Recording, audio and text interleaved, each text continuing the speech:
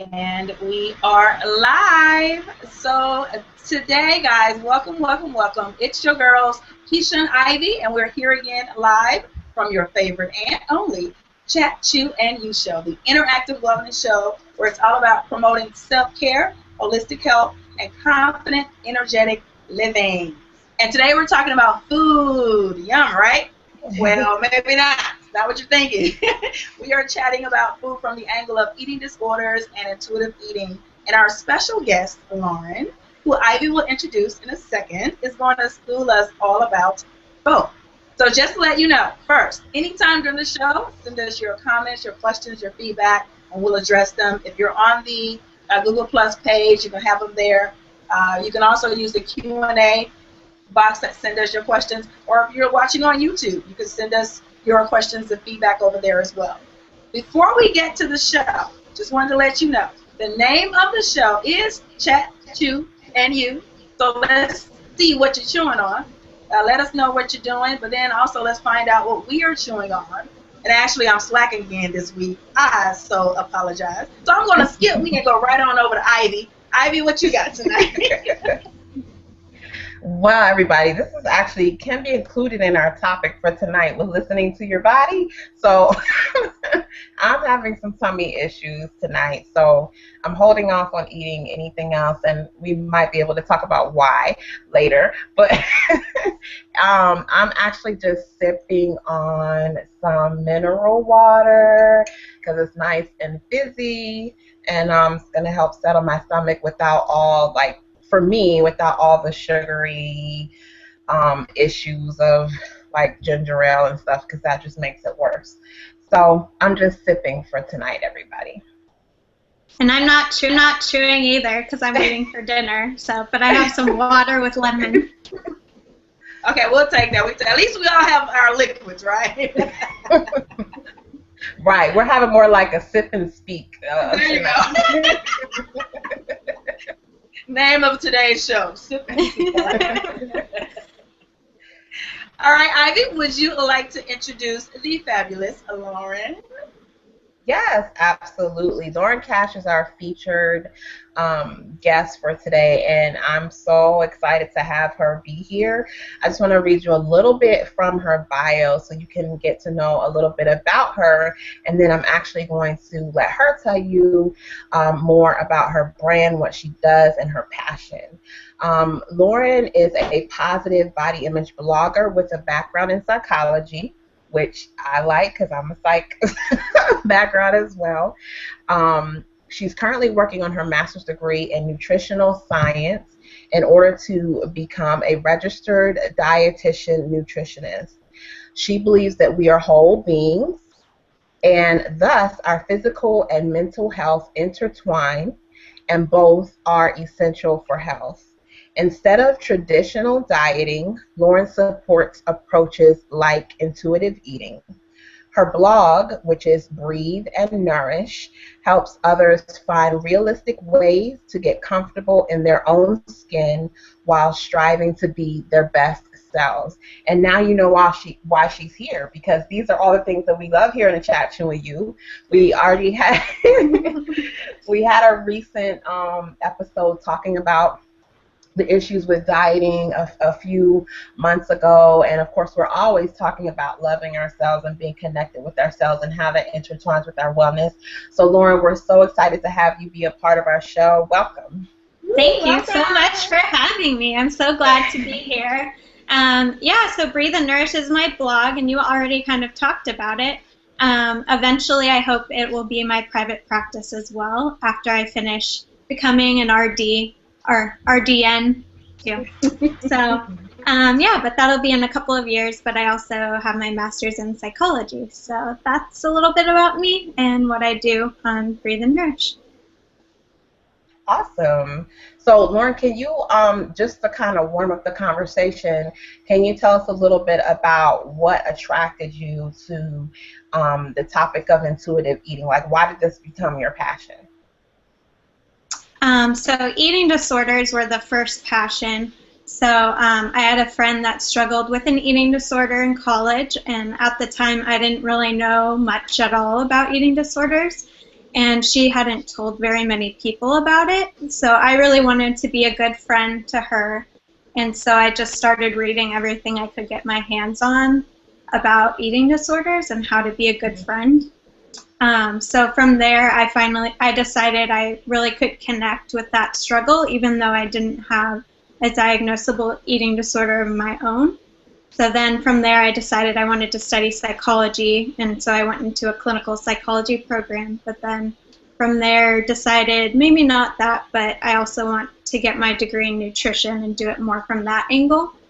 And then while I was in grad school, I was introduced to intuitive eating, and so that's been a personal journey for me, as well as what I want to use in my future private practice. Actually, that's a nice little transition, and to go. It is all in the same area. I think all of what you're doing helps you become, a better coach, mentor, friend, all that good stuff with the knowledge that you'll attain by the time you get done with all your acronyms, RDNs. I know, too many acronyms. So let's start off our conversation tonight, ladies, by talking about, first of all, what does it mean to have an eating disorder? I know one of the things is that when we see a lot of times the way it's commercialized or the images that we have in our head, we may envision a certain age or gender or culture of person, but it affects all different types of people. So what does it actually mean to have an eating disorder? Lauren, can you tell us more about that? Yeah, so to actually have an eating disorder, it means that you've been diagnosed by a mental health professional, usually a psychologist, and it means that you've met certain requirements that are put out in this big book called the DSM. Now it's version 5, and so it means that you meet those criteria. But you also have to keep in mind that even if you don't have a diagnosable eating disorder, you could still have disordered eating, which can still be a problem and affect your life.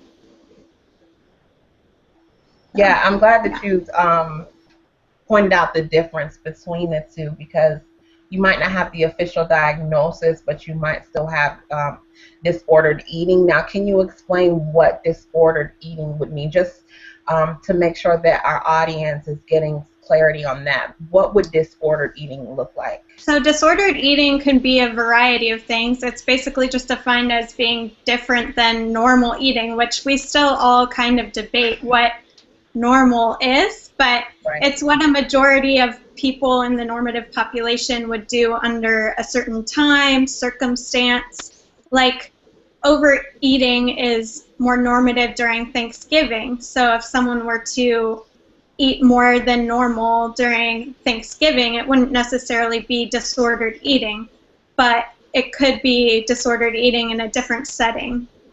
And then also, like, disordered eating could be that you can only eat one type of food and before another type of food. You can't mix your foods, or there's a variety of different behaviors that could be disordered eating. Okay. And that would be by, when you say that you can't, that would be more a person that's making the choice, not because of like a medical condition as to why they can't. I mean, it still could originate from mental health. Like, people could need to control the way they eat by to cope with anxiety, say, by using their eating patterns, and so it could just not fall under the specific criteria laid out by the DSM, but it's similar. Okay. I have a quick question too while we're talking about this. Earlier you mentioned if the person is diagnosed with an eating disorder, then of course you have one. But what about without having to go to a professional or a doctor, or maybe those who can't go, don't have the money for it, or what have you?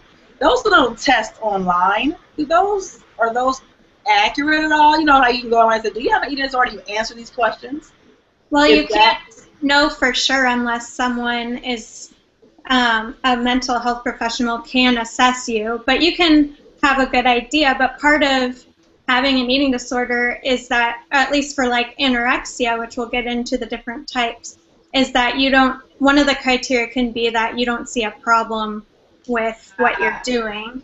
And so that's difficult then to diagnose because you don't really see a problem with it. Gotcha. But yeah, there is a good self-assessment tool online as well. I don't have it right now, but I think it's like the EAT something. But that's good to know if you should seek mental health professionals' help. That was a good question, Keisha, because you know, a lot of times people might not have gone for the psychological evaluation. Yes, for sure. Well, you had mentioned anorexia, Lauren, so can we go ahead and open up the conversation and start talking about the various types of eating disorders? Yeah, so right now, according to the DSM-5, there are 3 major ones and then another kind of like catch-all category that has different types. So the first one is anorexia nervosa, and that one is typically characterized by a significantly low weight. So that's the one you usually see characterized by like really bone-thin people, but not necessarily always that appearance. I'm just talking about generalizations here too, so it can appear differently for different people, and I don't want to put people in a box, but I'm just saying normally this is what is seen.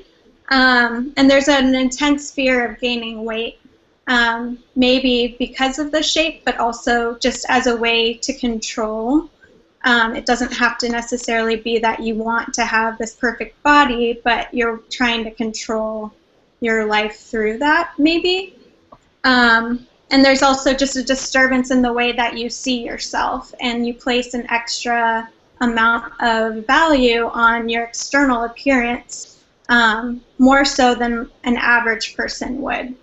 So that's the same in kind of across the eating disorders, is that your body and shape, physical appearance, and all of that is significantly tied to your self-esteem in a way that's different than the normal population. Like, we still use that for self-esteem, but it's not held as tightly. So then there's there can be 2 different types too of anorexia nervosa. So there's the binge purge type and also the restrictive type. So binge purge type is that sometimes they binge and purge, but it's not the same as bulimia, so it gets a little confusing, and people cross over diagnoses often, like between anorexia and bulimia. So it all gets kind of wishy-washy. So we'll go over bulimia nervosa then is characterized by binging and purging doesn't necessarily have to be making yourself throw up. You could compensate for the extra food that you've binged on by exercising or using laxatives, stuff like that. Oh, and to define a binge, too, is that you eat more food in a short, defined amount of time than a normal person would do in that specific set of circumstances, and you also feel like a lack of control over doing that. So there's like kind of a couple of layers to the binge, rather than we just toss around like binging on Netflix, but it's really different than just a large quantity of whatever. And then there's binge eating disorder, and that is the binging without the purging, so you don't compensate for the extra intake. And then the kind of catch-all that I was telling you about, it used to be called EDNOS, and now it's OSFED, which stands for other specific feeding and eating disorders. Sorry, I had to like double check. And so that could be atypical anorexia. So you could be experiencing similar anorexia nervosa criteria, but you don't meet the weight requirement. There's subthreshold of bulimia nervosa, and then also of binge eating disorder. So it's like you're almost to that criteria, but not quite, but there's definitely like a problem and you need to get help. And there's also purging disorder that's different than the binge purge. And then there's night eating syndrome. So, there you Now, go. can I ask, one of the things that came to mind for me was with the OSFED. Maybe you can clarify this for me? Would this be, for example, maybe a larger bodied person who does anorexic behavior but doesn't actually meet like the weight criteria for anorexia? Yeah. Okay. Could be. Okay. And now orthorexia, which is not actually on the DSM-5, but it's recognized as something that we should be aware of. Could you actually, are you able to expound on that a little bit? Yeah, so I actually participated in a tweet chat with the Academy for Eating Disorders about orthorexia, I think last week or the week before. So orthorexia is similar to anorexia nervosa in the fact that it's very restrictive and that interferes with your social life and how you feel about yourself when you kind of mess up. It's very black and white, kind of like anorexia, but you don't necessarily have the intense fear about weight gain. You're more concerned about eating the purest, healthiest foods. But when you do that, so if you're eating salad all day, every day, because you think that has the highest nutrient density of any food, you end up being deficient in a lot of nutrients we need as humans, like fat deficiencies. You need carbohydrates. Yeah, there are some in salad, but not nearly enough of what we need. So that's kind of an overview of orthorexia.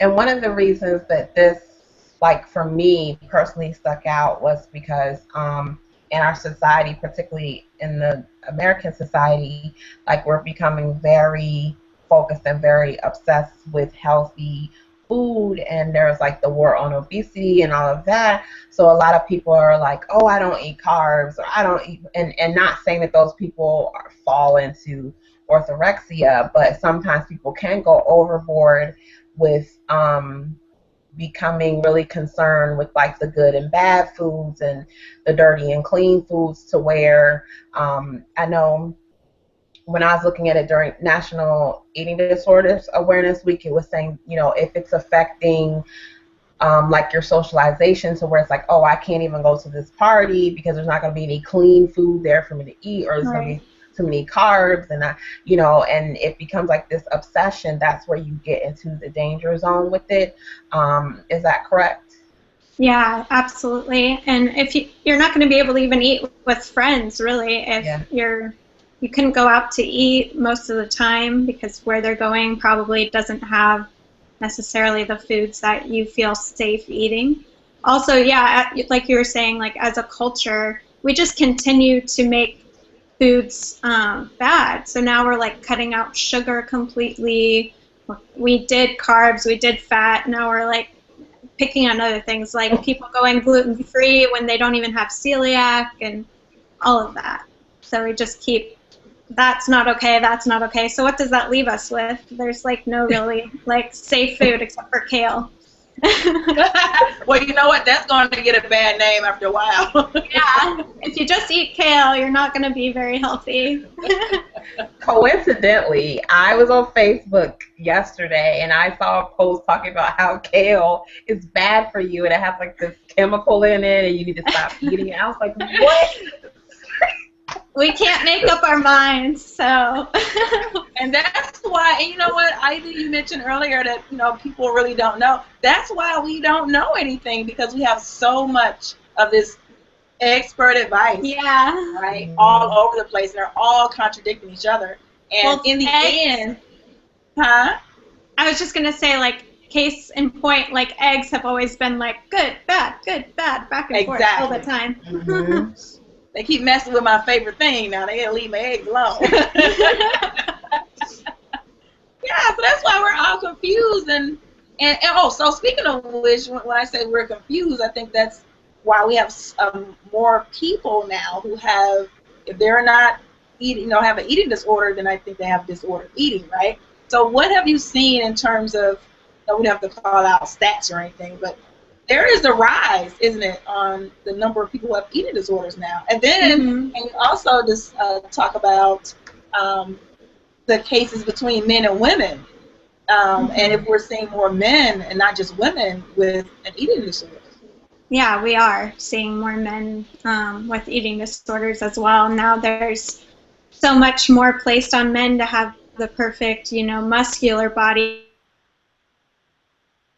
CrossFit's a big thing, and I feel like that can cause disordered, even like exercising for men too. But yeah, men can get anorexia as well, which is why in DSM-5 they took out, in the previous DSM, you had to have stopped menstruating in order to be diagnosed with anorexia. But that would mean that men can't get it. Right. So, or be diagnosed with it. Yeah. That's interesting. So everybody's affected, not just women anymore. Sorry, guys. Yeah. welcome to the bandwagon. Well, the good thing is that way now they can, get the treatment that they need. And, because as long as we were denying the fact that men have eating disorders and disordered eating, then they were kind of in the shadows and they were left without the treatment that they need. And, oftentimes men are also teased or they feel shame around eating disorder because it has been considered, oh, that's a woman's issue, So men a lot of times are made comfortable for binge eating because that's like a manly thing to do, right? Manly, the quotation marks, manly thing to do. But if you think of a man. Oh, she froze. Oh, no. In that little stage. Well, you know what? Here's what I will say, guys. If there are any men listening, I will challenge you not to know that you have an eating disorder. But men, don't go to the doctor. So I need you guys to go to the doctor. Just, off GP. Just go to the dang on doctor. I know so many guys that just, I don't need to go to the doctor until I'm like 40, 45. No, you need to go to the doctor. Just like we do. Yes. Get checked out. You never know. Okay, so here's a question for you while we wait for Ivy to unfreeze. All right. So what have you found, or what's the general population of those with eating disorders go through when, health-wise, when they have these types of things happening to them? What are they noticing? Oh, okay. Like complications? Yeah, and their lifestyle, like what, their health, all that good stuff. Like, what do we see there?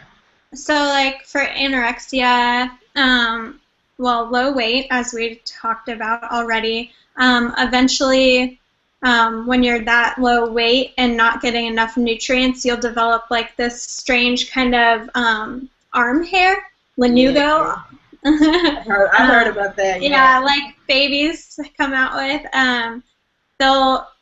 People who struggle with anorexia will get cold more easily, so usually they'll have like extra clothing on because, also to disguise their bodies, but also because they're cold. And then eventually there will be just imbalances with electrolytes and stuff that will complicate heart function and could lead to death as well. Ivy's back.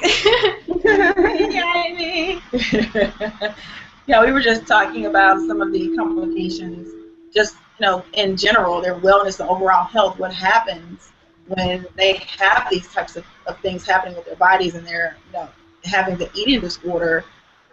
I'm just trying to imagine outside of the mental issues. We talk about you with the psychology and all that good stuff we can talk about, but yeah, outside of that and wanting to have that control over your body in such a tight way, that it just hurts everything else. And I don't know if they're understanding that, with the help of a professional they can. But it's like, I don't know if they really understand how much more they're hurting themselves by going. But it doesn't really matter to them a lot of the times, at least those that I've had relationships with, they are aware of the complications and what could happen, but it's the eating disorder is serving them in some way that's greater than the threat of what could happen. Gotcha. But I have known some that like had been binging and purging, but then they learned more about what that could do to their esophagus, and that the acid coming from your stomach could really interfere with your esophagus, and that scared them enough that they were like, okay, never mind, I'm just going to restrict. Okay. So, I mean, I've heard that sometimes, but yeah. Now, what's the case with children? Our kids are coming up not just obese, but they have so many, things going on with them these days in terms of mental health.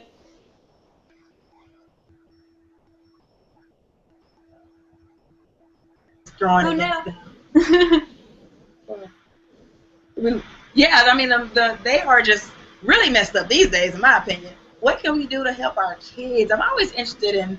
I think the biggest thing is just displaying a healthy relationship with our own body and food, being great role models, and also exposing them to activities that can help them become more embodied and have a relationship with their body rather than just having body and self be separate. So like things like yoga or like sports and things which sometimes those can trigger eating disorder because of the culture. But I think learning to be a human with a body and learning to be grateful for what your body does for you is really helpful. But yeah, I think just modeling is a huge thing. Makes sense. And anything that we do, we have to be good role models for our kids, guys. This is the generation that's going to be taking care of you. So I suggest you get well so they can be well. Yeah. And also we do, I mean, I don't have kids, but when I babysit, sometimes I see really interesting behaviors of parents telling their kids that they have to finish their plate and telling them things that go against their natural hunger and fullness cues, which goes into kind of the intuitive eating. When kids are born natural intuitive eaters, they know when they're hungry, they know when they're full, they'll eat when they're hungry. You don't have to worry about that.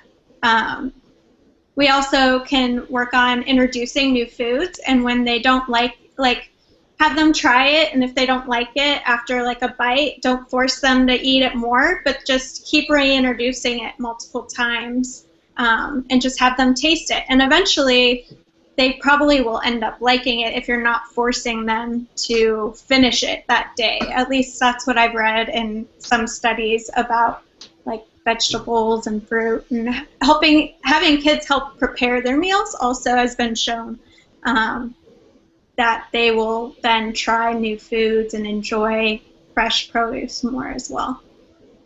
I actually incidentally just had this conversation with my brother because my little niece, she is 3. We were all eating greens, and she's like, I don't want any greens. I'm like, well, have you ever eaten greens? I know she has because our family always cooks greens. So she's like, I don't want any greens. I don't like greens. It's like, okay, don't make her eat them right now. Well, this is the discussion we had, so I'm glad you mentioned that. Don't make her eat them right now. Save it for later when no one's here and when she's hungry. Either I bet she eats them or she'll find something else. And introduce other vegetables. And my brother's like, she doesn't like vegetables. So what kind of vegetables did you have her taste in? I was like, all the vegetables in the world. She doesn't like any vegetables. There are a lot of veggies. Right. So I'm glad you mentioned that as far as reintroducing or introducing new foods. Like we can even teach ourselves as adults to like foods that we don't think we like. Like I didn't used to like peanut butter, and I was able to. I know. And I was able to actually train myself to like it I started with sunflower butter, went to almond butter, then went to peanut butter, and now I like it. So yeah. Peanut I found butter the is same staple. thing with. I'm sorry, Keisha. Go ahead. No, I was just saying peanut butter is a staple in my house. It usually is. It's a weird one not to like, but. I was just saying that I found the same thing. Like, I grew up eating, being served kale, and I hated kale. Like, you see how much passion was behind that. But as an adult, like,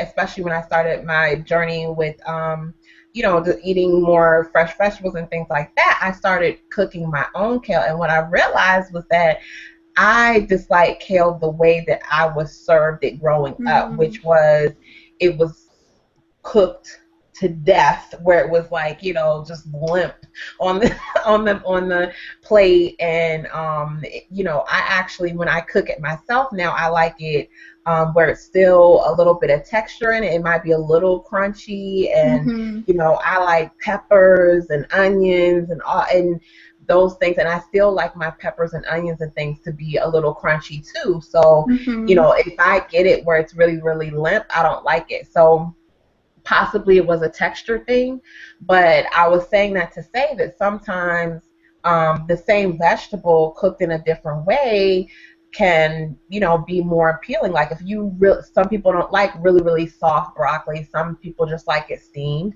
and some people don't like the crunchy factor. They do like it softer. So sometimes with children, it could be trying cooking it in different ways that the vegetable or the food might be more appealing.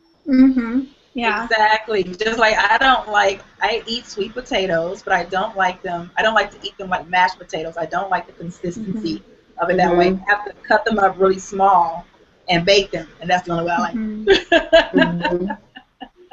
So isn't that interesting how, like, it's just a matter of not really the food. Sometimes we can be quick to say, oh, they don't like that, but it could be the presentation or the consistency of the way the food is prepared.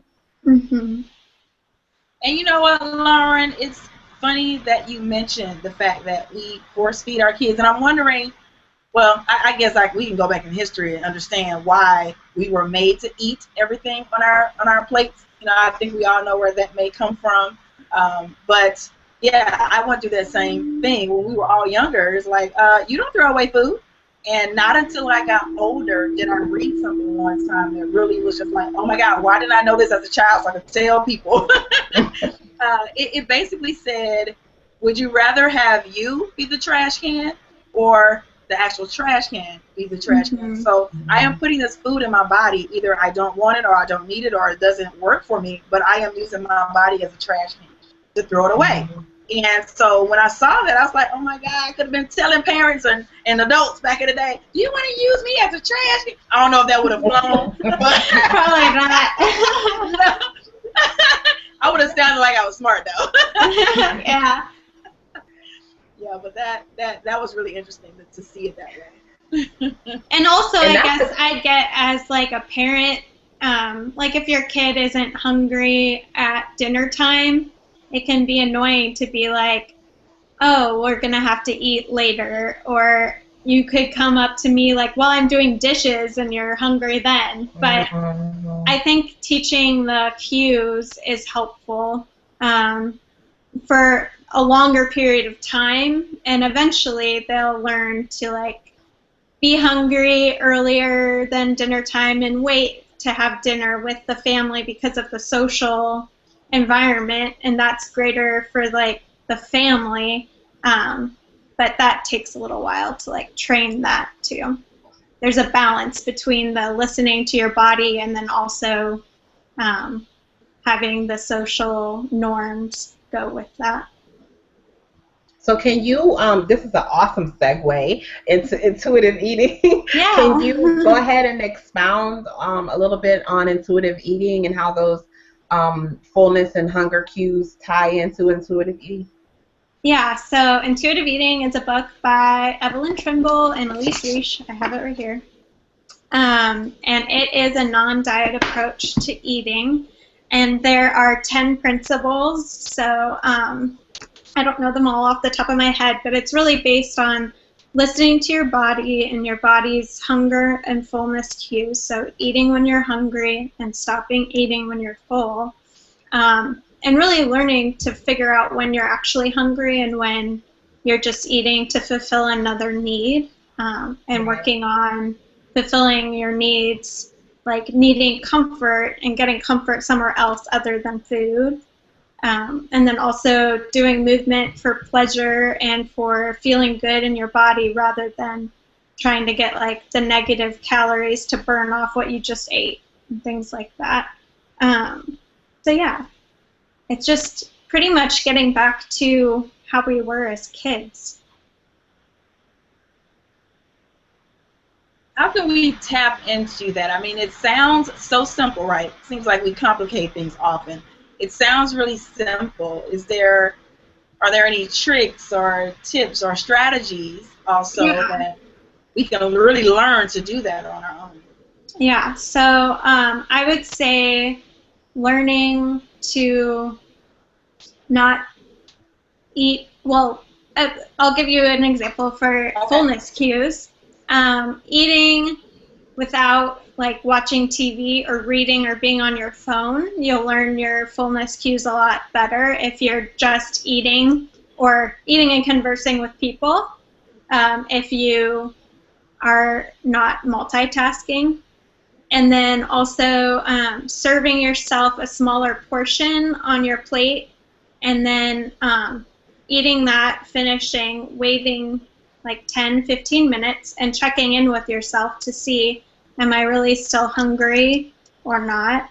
Because it takes a while for us to know for sure if we're full or not. And then, well, I guess I like the thing that even if the food still sounds really good and you want more but you're full, being able to tell yourself that you can have leftovers at another meal and enjoy it another time when you're actually hungry. And you actually will enjoy the food better when you're hungry because our taste is much more sensitive when we're hungry than when we're full. Oh, that's something new. I didn't know that. Yeah, so you'll enjoy it more.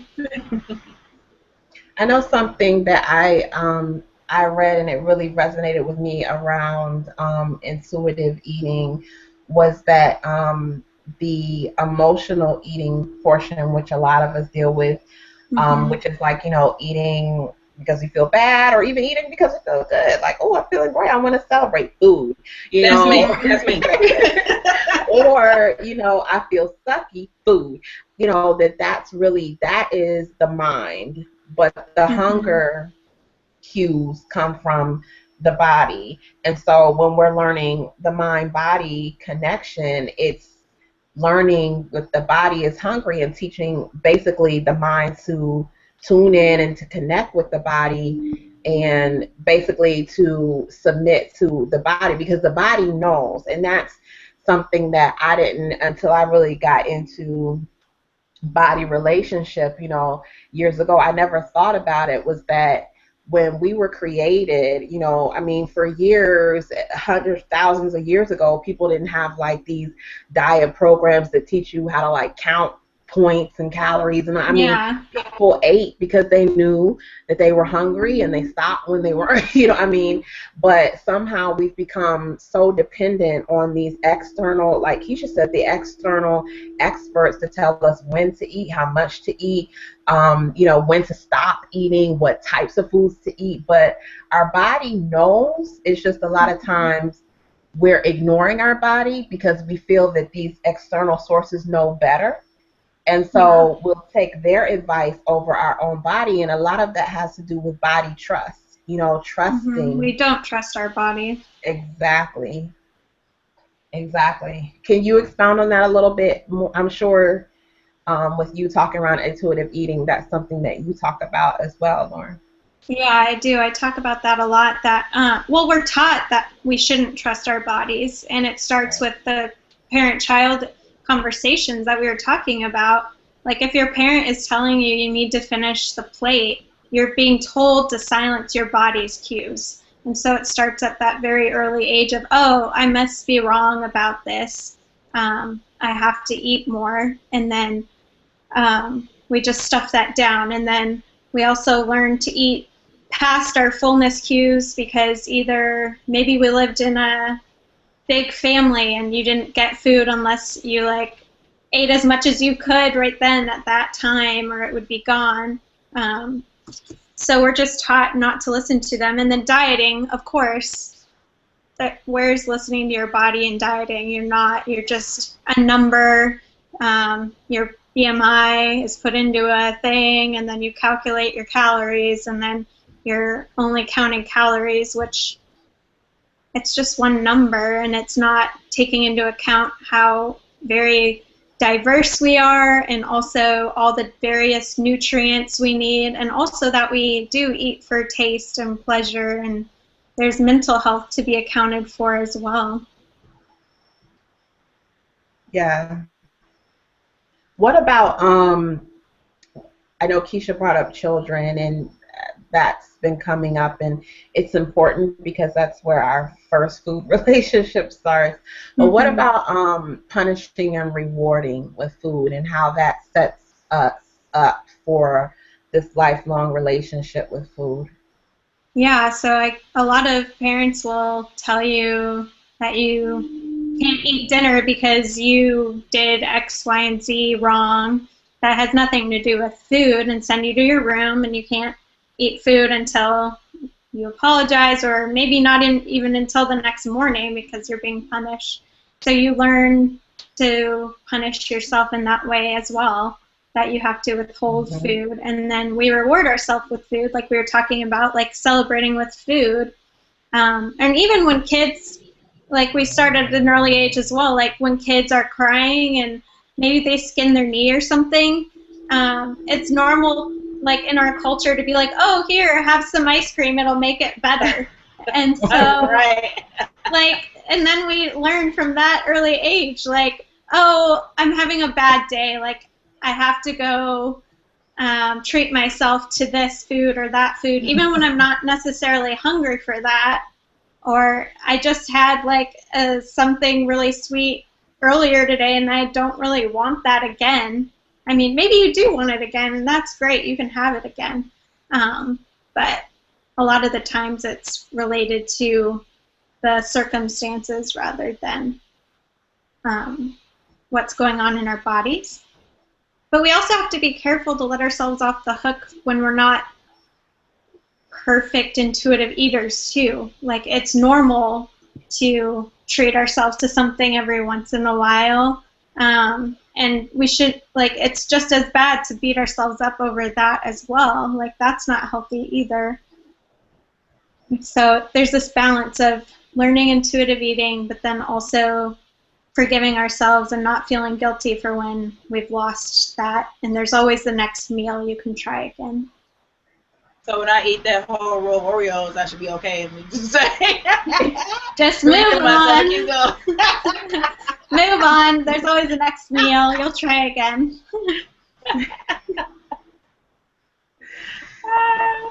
I can say, for me personally, that like learning to disassociate, for me personally, it was the reward and punishment with food.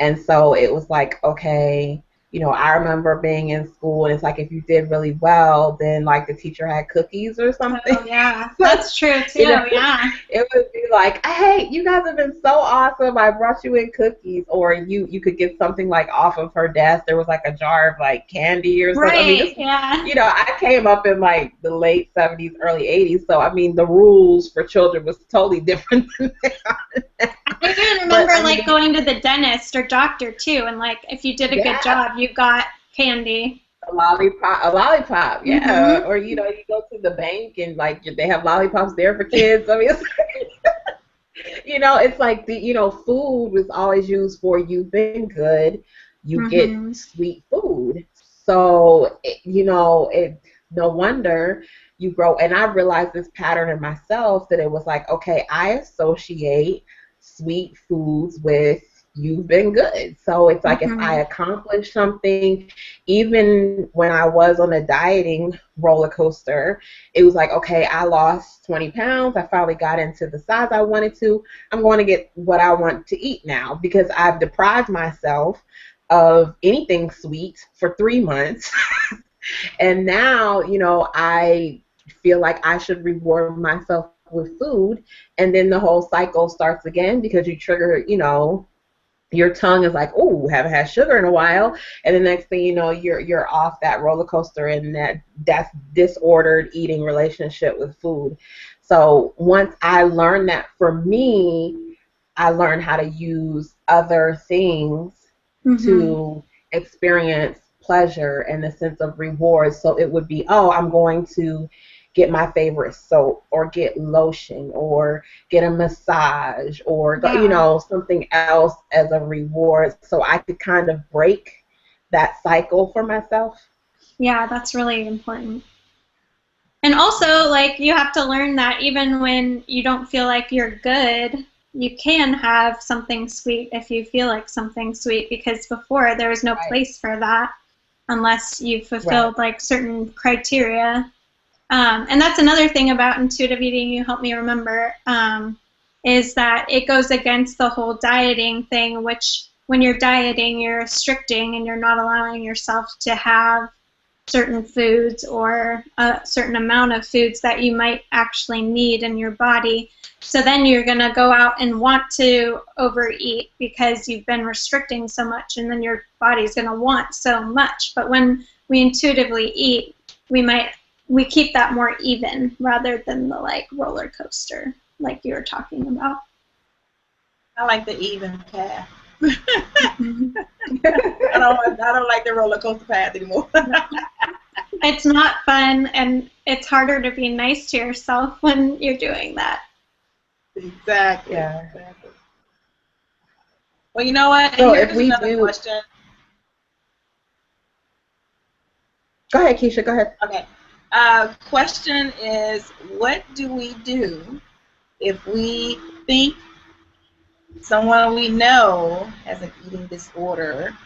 Outside of just calling the hotline or something like that. I mean, seriously, what can we do to help support them or help them understand what they're doing, or get them from the denial phase to, yeah, maybe along this path? What are some things we can do? It's really challenging. It's super challenging to be a friend of someone struggling with an eating disorder, especially if they don't know that they might have a problem with food. And it's a really touchy subject, too, because sometimes when you approach them about it, if it's recognized, sometimes that can even make them feel like they're achieving what they want to be achieving, and it could send them into doing it even more, which is not what you want either. So it's really challenging. But I would say if it's someone you're really close to, making it about you and your concern for them is a really great way to go, rather than just placing blame on them, and then they're probably going to get defensive. So I would just say that I'm concerned about you. I've been seeing X, Y, and Z.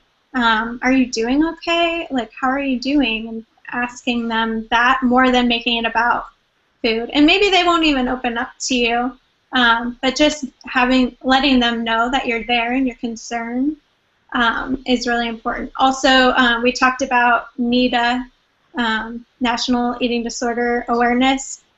They have a really great sheet on their website for if you have a friend struggling with an eating disorder, and it gives you kind of like a lowdown of tips of what you could do. So I would say look at that first, too, before you have a conversation with them.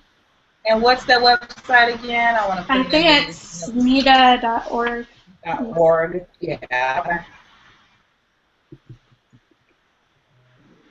Which I can actually, I'll put that on the screen. No, that's not it. That is a different website. Hold on. I know NEDA Awareness is the it's nationaleatingdisorders.org. Okay. I'll put that up on the screen for anyone who Awesome. wants. connection. So since Lauren, it's been awesome having you here and giving us so much information and knowledge Thanks so around this much for topic. having me. Oh, one more resource, if you have a friend or a loved one, I have this book here. I don't really love the title, but if you ignore the title, it's a really great book to educate yourself. It's called Almost Anorexic, and it's the subtitle is my or my loved one's relationship with food a problem? And it's a really great book, and it was written recently, so it's based on the DSM-5, and it's a really good way to be introduced to eating disorders if you think you might be struggling or if you think someone you love is. Okay. Thank you. Mm-hmm. And can you show us the intuitive eating book again also, so that the audience can see that as a resource? No, sorry, it's glary. There, kind of. There we go.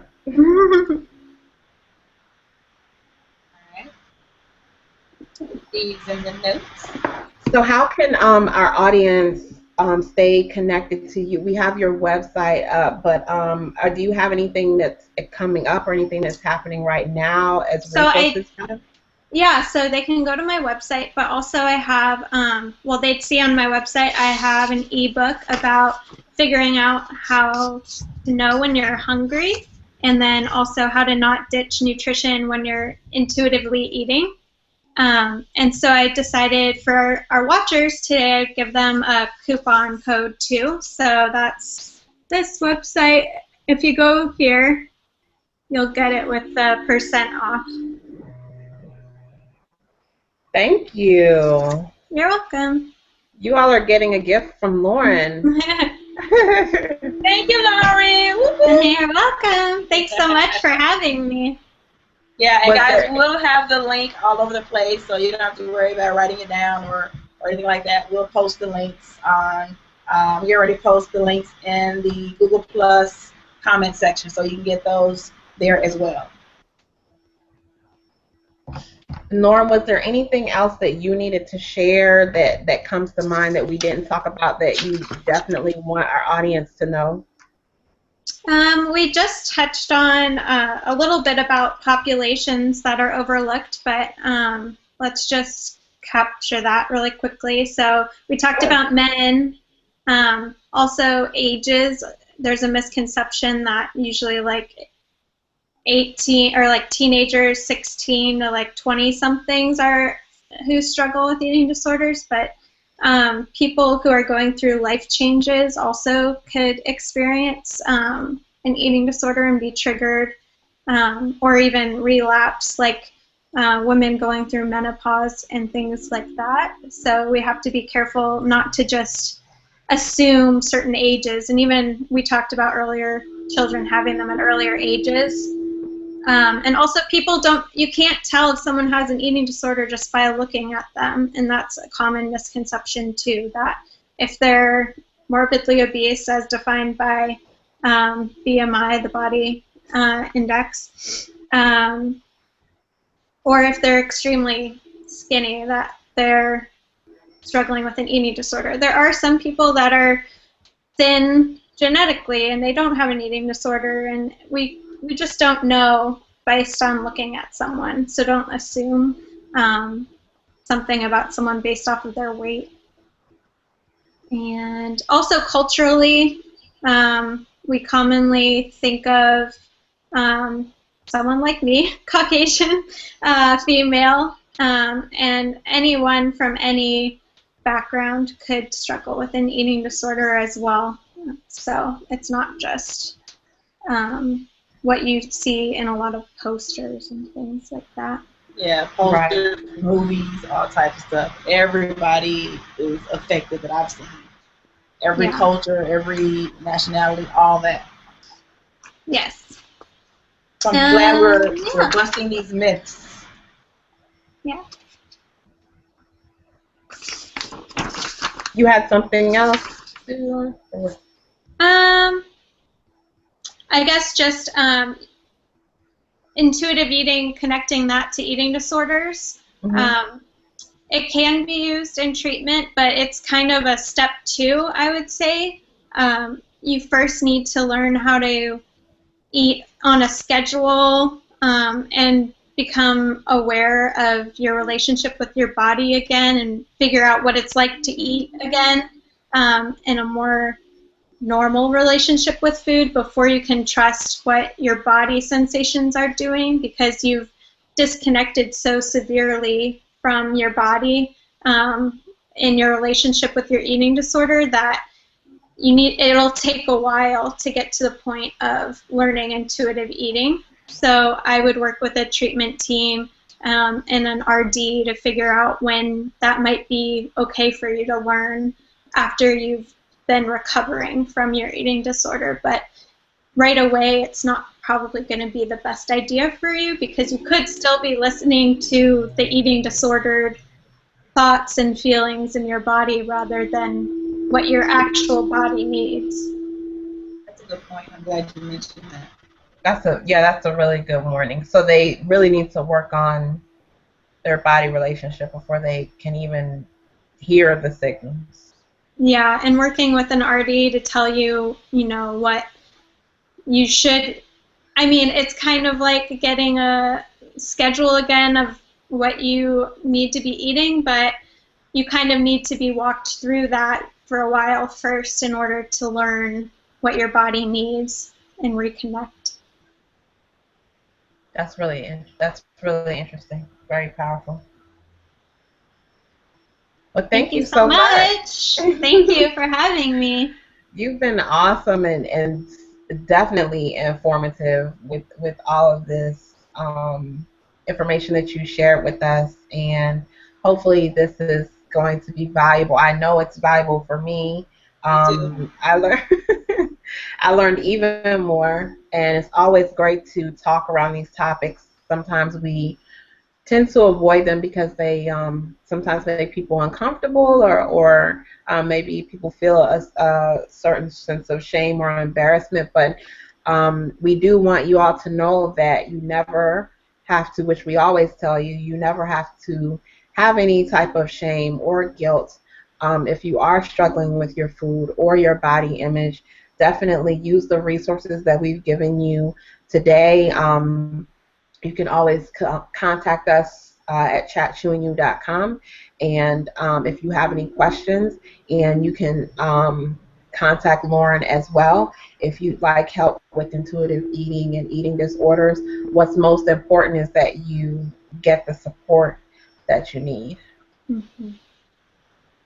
Keisha, you have anything before we close out? No, well said. Definitely, I was looking forward to this because I didn't really, you hear what you think eating disorders are and what intuitive eating is and all that good stuff. So I was really glad to hear you, Lauren, really talk about it from your expertise and experience. So thank you, darling. Thank you for having me. All right, and I will say, guys, our next show date is scheduled for 4/15, the second Wednesday of the month. So I know that's tax day, but I need you to go ahead and get those taxes in early, and I wait to the last minute.